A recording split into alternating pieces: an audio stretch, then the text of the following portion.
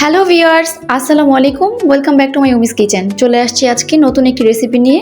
দেখাবো আজকে খুব ইজি ওয়েতে কিভাবে নবাবী সেমাইটা রান্না করছি। তো প্রথমেই আমি এখানে একটি প্যান গরম করতে দিয়ে দিয়েছি। হালকা গরম হয়ে আসলে এখানে আমি বেশ অনেকখানি ঘি দিয়ে নেব। আমি এখানে প্রায় 4 টেবিল চামচের মতো ঘি দিয়ে দিচ্ছি, কারণ আমি আজকে পুরো সেমাইটাই ঘিয়ে ভেজে নেব। আমার কাছে মনে হয় ঘি ভেজে নিলে টেস্টটা আরও দুর্দান্ত আসে। আর এখানে সামান্য একটু পরিমাণে জর্দা রং ব্যবহার করব কালারটা সুন্দর আসার জন্য। এরপর পুরো লাচ্ছা সেমাইটাকে দিয়ে খুব ভালোভাবে 5 থেকে 6 মিনিট মিডিয়াম টু লো আছে মুচমুচে করে ভেজে নেব। অফ ক্যামেরায় পুরো সেমাইটাকে মুচমুচে করে ভেজে এক সাইডে ঠান্ডা করতে রেখে দেব এবং অন্যদিকে এসে আমি একটি প্যানে 2 লিটার দুধ দিয়ে দিয়েছি। এবার এখানে আমি পাউডার মিল্ক অ্যাড করে দিব। পাউডার মিল্ক আমি এখানে নিয়েছি প্রায় আধা কেজির মতো, কারণ আমি আজকে বাহিরের কোনো ক্রিম ব্যবহার করব না।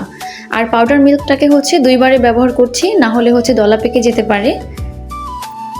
এই পর্যায়ে কিন্তু খুব ভালোভাবে অনবরত নাড়তে থাকতে হবে, না হলে কিন্তু মিল্কটা নিচে লেগে যাওয়ার সম্ভাবনা আছে।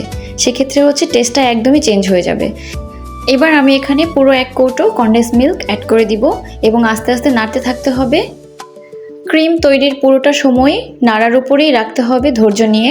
এরপর আমি এখানে বেশ অনেকখানি বাদাম বাটা দিয়ে দিব। এখানে আমি কাঠবাদাম আর কাজু বাদাম খুব ভালোভাবে বেটে নিয়েছি। এবার কাঠবাদাম আর কাজু বাদামটাকে খুব ভালোভাবে দুধের সাথে মিক্স করে এখানে প্রায় 2 থেকে 3 চামচের মতো ঘি দিয়ে দিব। আমার কাছে মনে হয় এই টাইমে যদি এসে ক্রিমের মধ্যে ঘিটা অ্যাড করা হয় তাহলে খেতে কিন্তু দুর্দান্ত টেস্ট হয়। এটা অবশ্যই মাস্ট বাসায় ট্রাই করে দেখতে পারেন।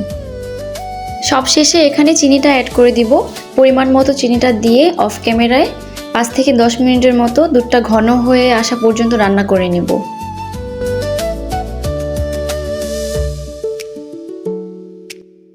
10 মিনিট পর ফিরে আসলাম। এই পর্যায়ে কিন্তু মিল্কটা খুব ভালোভাবেই ঘন হয়ে গিয়েছে, অনেকটাই টেনে গিয়েছে।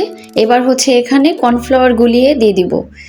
তো আমি এখানে কর্নফ্লাওয়ারটা খুব অল্প অল্প করে দিয়ে নেড়েচেড়ে বাকিটা ঘন করে নিব, কারণ অতিরিক্ত কর্নফ্লাওয়ার দেওয়ার ফলে কিন্তু জমাট বেঁধে যেতে পারে, এদিকে খেয়াল রাখতে হবে। এরপর চুলা থেকে নামিয়ে ঠান্ডা করে নিলেই হয়ে যাবে পারফেক্ট ক্রিম। তো বাহিরের ক্রিম ছাড়াও কিন্তু ঘরোয়া পদ্ধতিতে খুব ভালোভাবে ক্রিম তৈরি করা যায়। অবশ্যই এভাবে কিন্তু একবার হলেও বাসায় ট্রাই করে দেখতে পারেন।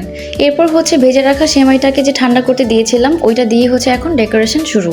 প্রথম লেয়ারেই সেমাইটাকে দিয়ে সেকেন্ড লেয়ারে ক্রিমটা দিব, তারপর থার্ড লেয়ারেও একইভাবে সেমাইটাকে দিয়ে খুব ভালোভাবে ফ্রিজে ঠান্ডা করে নিয়েই সার্ভ করলে হয়ে গেল আজকের ঘরোয়া পদ্ধতিতে নবাবী সেমাই। এই সেমাইটি কিন্তু শুধু ঈদে নয়, আপনারা আপনাদের স্পেশাল ডেতেও কিন্তু স্পেশাল ডেজার্ট হিসেবে রাখতে পারেন। আমার বাসার বড় থেকে বাচ্চারা প্রত্যেকেই এই ডেজার্টটি খুব বেশি পছন্দ করে। তো আমি কিন্তু এই জন্য অনেক বেশি করে বানিয়ে নিয়েছি। আজকের এই ভিডিওটি কেমন লেগেছে অবশ্যই কিন্তু আমাকে কমেন্টে জানাবেন। দেখা হবে নতুন কোনো ভিডিওতে। আল্লাহ হাফেজ।